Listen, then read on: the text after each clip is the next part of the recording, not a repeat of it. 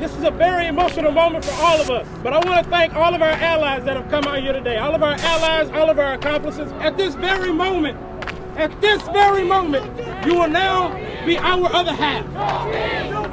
Tons of our men and women are senselessly murdered at the hands of officers.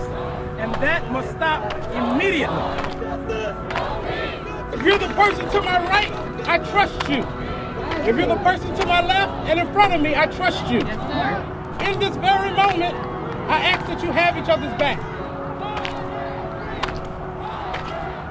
Sometimes, all we have to depend on is each other.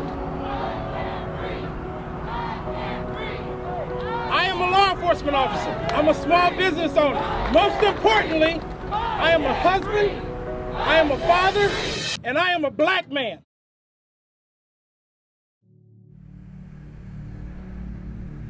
Growing up, I never wanted to be a police officer. And man, when I say never, I mean never. My name's Julian Beaudion. I'm black and I wear blue.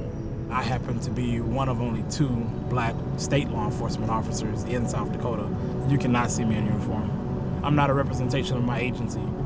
If you wanted to interview a colleague of mine just simply about being an officer, you wouldn't have a problem doing that. It's when we bring in the perspective of being black in uniform and the struggles of being black in America in general come into play that we have problems. For me, the values that I bring, the morals that I bring, the life experience that I bring is completely different from anything that those men and women have ever experienced in their lives. Whether I'm in the uniform or out of the uniform, I want to be a perfect representation of not my organization first, but my community first. And when I say my community, I mean the black community. The common phrase that we hear is, there's a bad apple in every career.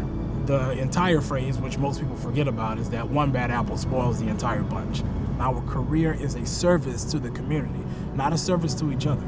And law enforcement officers tend to forget that a lot, which is why you see a lot of the times people saying, well, we back the blue, even when law enforcement officers make the wrong decision. There's a level of accountability that's a lot higher when you wear the uniform. We know that George Floyd's death was unjust. We know that it was a murder. We saw it. There's nothing that can be said or done to prove to me otherwise. But there are still some that will back the blue before they back anything else.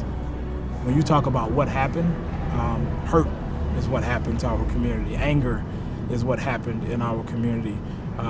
Fear is what happened within our community. We needed something more revolutionary.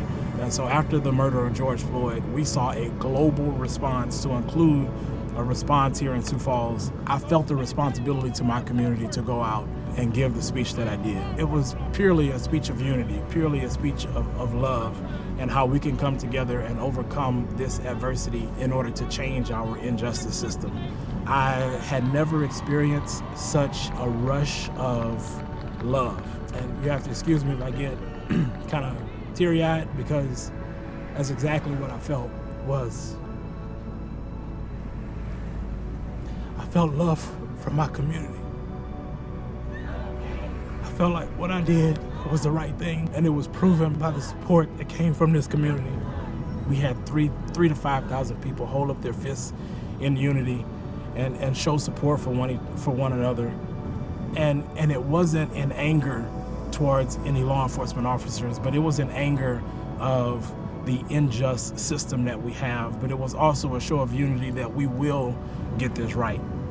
It was a promise of dedication to this community, not just by me, but by thousands of people. I am happy, I am joyful about being a black man in America, because I understand that my responsibility is to make this country better for all of my people.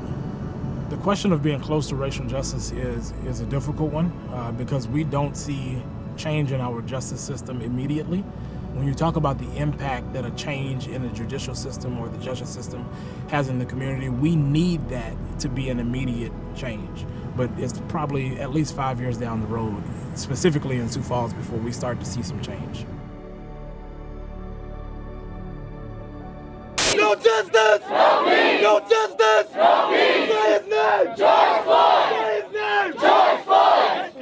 I can't breathe! I can't breathe! I can't